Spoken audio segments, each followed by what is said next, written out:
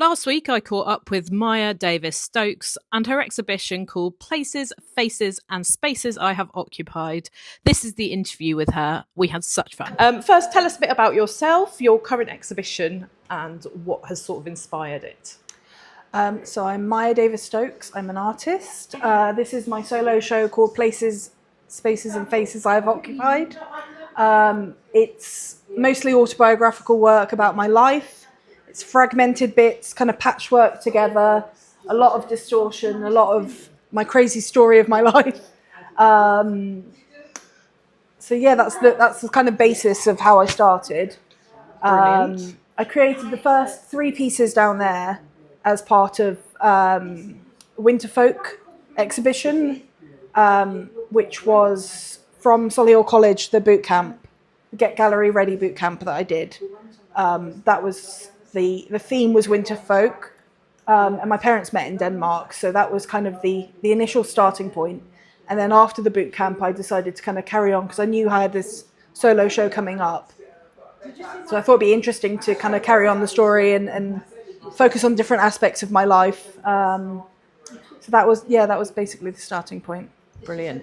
And why have you chosen to tell it in oil paints and lino cut? So I've been reconnecting with oil paints since about September. I've had a studio here in Stryx for about a year now, just over a year.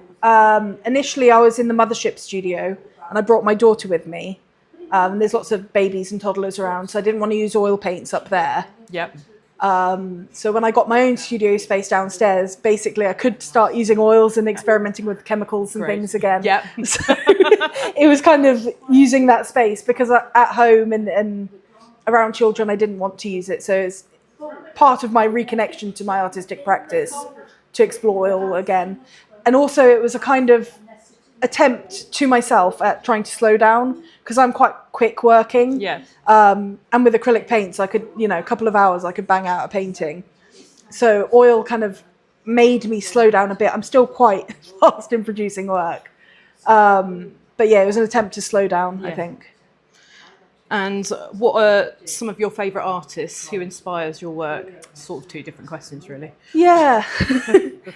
There's a lot of artists that inspire my work. I think Francis Bacon, with the way he does distortion, definitely kind of led towards the work I've been doing recently. Also kind of Frida Kahlo with her self-portraits and the kind of surrealist things. But yeah, there's a lot of different artists that inspire me for different reasons. And have you always worked with distortion, or is this a new sort of venture It's probably about a year old, this is a project. It initially started as a sketchbook exercise of me drawing kind of blindly, looking at the reference image or the mirror and not at the paper or the canvas. So that started as a sketchbook exercise to kind of warm me up and loosen me up a bit before starting to produce work. But that kind of developed into my practice more. And it was kind of thinking about how things can get distorted easily if you only look at them from one angle. Yeah. So that's basically how it started and developed, and thinking about social media and how people are fed algorithms and things. They tend to be given things that they agree with, and it kind of radicalizes them in a way where they just see more and more of that stuff that they already agree with. And they're not seeing the full picture. They are seeing a distorted image of things quite often. Yeah. And myself, as an Israeli, I'm half Israeli, so I know a lot of people kind of tend to see one side of things with the conflict and things. Yeah, absolutely. And I think the awesome thing about your work, having seen it at the International Women's Gallery over in the Albany, because it's so different, it stands out from the other pieces next to it because of the distortion. You do spend that time looking at it and thinking about it. Yeah, I think so. Right, we're going to move on to your professional journey. Okay. So do you have any professional training, or are you a self-taught artist? So I went to university many years ago and did a fine art degree. But life kind of happened, as it does. And I had to work normal jobs for many years to kind of pay the bills and things. About a year and a half ago, I had to stop doing that because of my health. I've got chronic health conditions, so it meant that I couldn't work because my health isn't always reliable. So it meant that I could reconnect with my artistic practice, which I started doing first from bed with kind of iPad drawing and things. And then I started coming here to Stryx, and then I got the studio here. So that's kind of about a year reconnecting properly. And where did you do your degree? In Buckinghamshire New University. Ooh, lovely. Which doesn't have any creative courses. I think they have minimal creative courses because most of them closed down, so they don't have a fine art degree anymore. That's what happened to my uni. Yeah. Up in Edinburgh. They closed down all the creative courses and lost their shame. conservatoire status. It was very sad. Did it sort of set you up for how to be an artist, or was it very much about the history of art? I think I don't think either, really. I think it taught us how to produce work and talk about our work. It helped, group crits and talking about our work. That level definitely helped, but I don't think it helped me be a professional artist. I think the boot camp that I did recently more so, and I think art seems more accessible now than it did when I finished uni. It was internships and a lot of things where you had to kind of work for free. Yeah. There weren't open calls and funding opportunities like there are now. There seems to be a lot more available for artists. Social media wasn't such a big thing either when I finished. So it was definitely not as accessible as it is now. And I think Birmingham has got a thriving art scene. Mm-hmm. There's a lot going on creatively. And a lot of that is shifting from Digbeth over to the Jewellery Quarter now. Yeah, and just generally. Yeah. Fab. So do you do this full time as and when your body allows? Yes, I do it full time. Yeah. I tend to come to the studio once or twice a week. But when I'm not here, I'm usually working on social media content, researching, organising stuff, doing all the rest of the kind of behind the scenes work. I've got your social media is on it. You come across a lot of people who just sort of post every now and again, but you are consistent. You're all over it. Yeah. And do you run sort of workshops? Do you offer commissions? So I did a workshop this weekend, just gone, which I did a children's workshop printmaking. But again, I've done a couple of workshops, but it's not a regular thing. Yeah. And commissions. Did you get funding for that, or did you do it alongside Stix? Or just because you wanted just to? Because. But I have done workshops that I've been paid for. Yeah. But yeah, commissions. I've done some in the past, but it's not always. It's not what drives you. No. And do you have any other ways of supporting yourself, or is not at the moment? Art is amazing.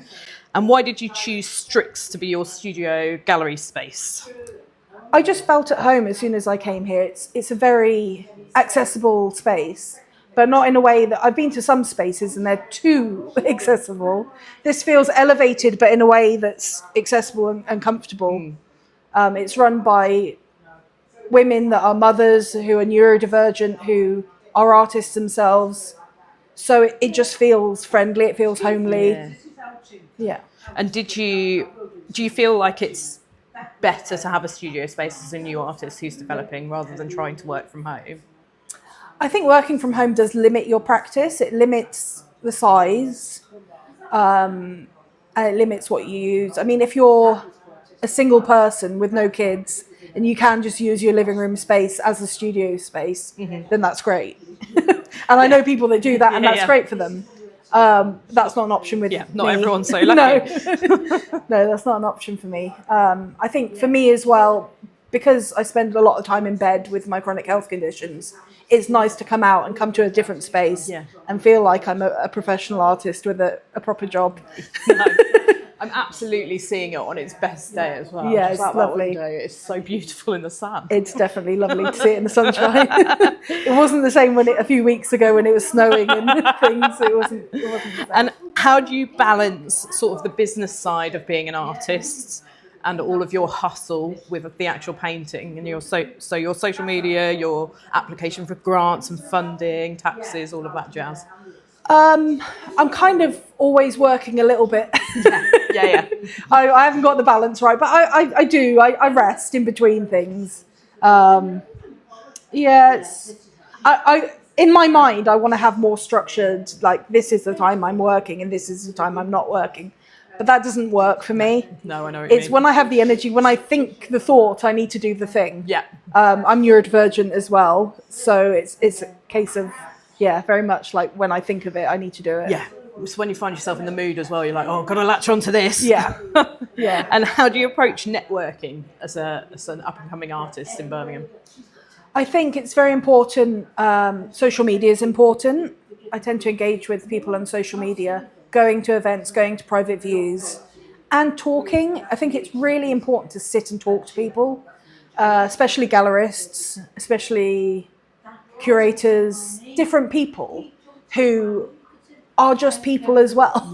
Yeah. I think it's important to remember because I think a lot of us think, oh, scary gallerist.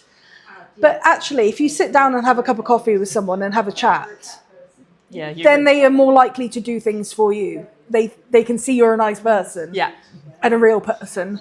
Because I've kind of experienced it when I've been sat having a talk with someone and another artist has kind of dropped their work and run away. And that's fine if that's who you are, but I feel like they'll give you more opportunities if you engage with them. And you give them context. Yeah, and also like when you promote someone on social media, they'll promote you. It's all that kind of, if you do something for someone, they will help you. I like that you feel the community vibes. A lot of people think that sharing other people on social media will be detrimental, and it's not. It's beneficial for both people. Yeah. So, onto your personal growth. How has your artistic voice changed since all those years ago at uni? It's certainly developed. I think I'm doing a lot of the same underlying work that I was doing, but it's definitely evolved, and it's developing. Even to the case of things I did a couple of months ago, I'm like, oh, that's not as good as what I've done recently. Yeah. So there's definitely development happening, and still like I'm planning 1,000 different things in my head at the moment that I'm about to work on. I think it's a constant evolution, really. And are you going to continue to explore distortion in different ways? Yeah, possibly. I'm working on some collaborations with people coming up soon as well. I'm going to have joint exhibitions with different people. Amazing. So fantastic. What does a successful day in the studio look like to you? It depends on the day and what I want to achieve. I kind of think beforehand what I want to achieve. But usually getting to a certain point with a painting or starting something. How long does it take you to produce one of the paintings that are in here? I'm not sure. I tend to work on a few pieces at a time. Nice. So I'll do a little bit on that one, move it round, get the next one. Yeah. So I tend to do quite a lot in the couple of hours that I'm here. But yeah, I tend to accomplish what I want to in the time. What additional skills like business knowledge or marketing or networking, archiving, that type of thing, do you think are integral when you're an artist? Definitely marketing, network, all of those. All of those are very important. But again, we didn't really get taught any of that at university. Things were very different back then. We basically got taught to make a website, but not really what goes on it or how to do it or how to do it. We built one on Microsoft Publisher. I think we used like Weebly.com or something like really old school. But social media wasn't such a big thing back then. It was kind of Facebook and people weren't really doing that much on Facebook. Definitely marketing. We didn't really. I mean, my teacher told me to take good quality pictures of my work, but that was about it. Yeah. What platforms do you find work best for you? I think Instagram works the best. I also share work on TikTok a lot. I tend to find people on TikTok and then bring them across to Instagram. It's weird. I found TikTok gives you a boost because you get more views. Yeah, And it's quite good for networking on. yeah. But I don't know if the likes necessarily translate to who the target audience is. No, but I feel like it is definitely a good platform to find people. Yeah. I definitely have a community there, and there's certain ones which I've then brought onto Instagram and kind of brought into my real life. I feel like Instagram's more real world. Yeah. Yeah. I don't know. I know exactly what you mean. Yeah. Do you recommend that artists sort of procure a studio space, and what sort of budget should they be looking at for things like that? Or I'd say it depends on your practice, because obviously not all artists are painters and need to produce physical things. Some don't need that physical space, but I think it's important to have a studio space. I think even for your mental health as a detachment Yeah. from your home base. Yeah, I mean, I know some like photographers and stuff might go work in a cafe on their Yeah. laptop and things like that, but I think it's important to have a dedicated space, which is yours for just creating. Budget wise, it's so varied. Yeah. Even in the Midlands, it's so varied. There are cheaper spaces, but sometimes cheaper spaces have different obstacles. Like I know some people have cheaper spaces that they can only use during office hours, or it's a temporary space and it might be just for a few months or something. Do you have the flexibility here when you can sort of work when you want then? Yeah, I have the flexibility. I can come and go when I want. And obviously being as part of a gallery, because we've got the gallery here, we've also got a gallery in Digbeth. Yeah. So I think it helps being part of that creative space and having opportunities. I've definitely had kind of exhibition opportunities just from being here and talking to people. Brilliant. And you have done a lot of exhibitions over the last, like an amazing amount. You've got. Out of nowhere, like no exhibitions for like 10 years and then like... You've been hella million. scrappy the last year and a half. How have you managed it?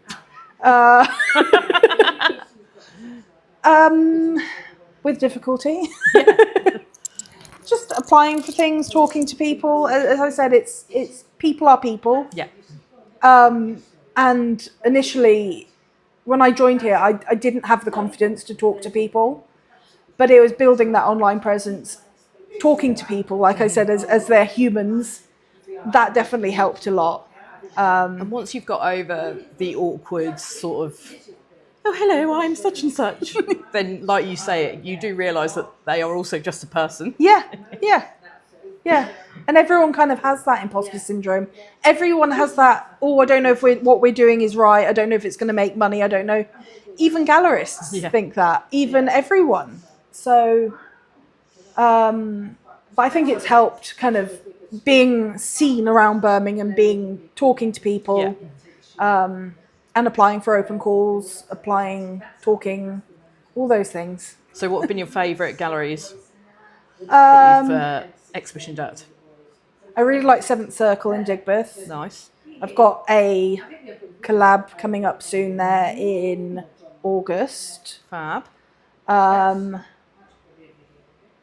This A lot one, of space. obviously. This one, obviously, here, Stryx, we love it. And Stryx in Digbeth, we love as well. East Side Projects, I was part of their summer show. Oh, amazing.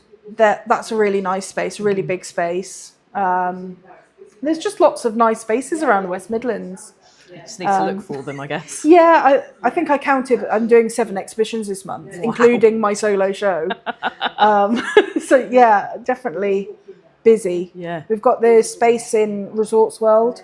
I don't know if you know about that. No, where's that? There's a pop-up gallery in Resorts World, and we've got the private view this Friday. You can probably contact people if you want to come to the private I'll view. have a look and see. I had no idea. Oh, so in Resorts World, there's that space, and it's got all the heights of the different people. Yeah. It's in there, and it's quite a big space. They're going to be doing workshops in there, and there's a pop-up gallery with a lot of artwork. Nice. Ruth, who I mentioned earlier, she's selected the work and someone else is curating it. So it's going to be really Amazing. nice. It's nice to get something in such a corporate feeling space. Yeah, and I think it's has a lot of footfall there. People come Yeah. for NEC and for concerts and things. So hopefully there's going to be a lot of people seeing our work. Amazing. And finally, what is the best piece of advice you would give to an aspiring young artist or old artist, whatever aged artist? Just get out there, because that's the scariest thing, is to actually put yourself out there and engage with other people and say, look, I am an artist, I am here. It's scary, but it's simple, and it's actually just do it. Yeah. Amazing. Thank you so much. That's okay.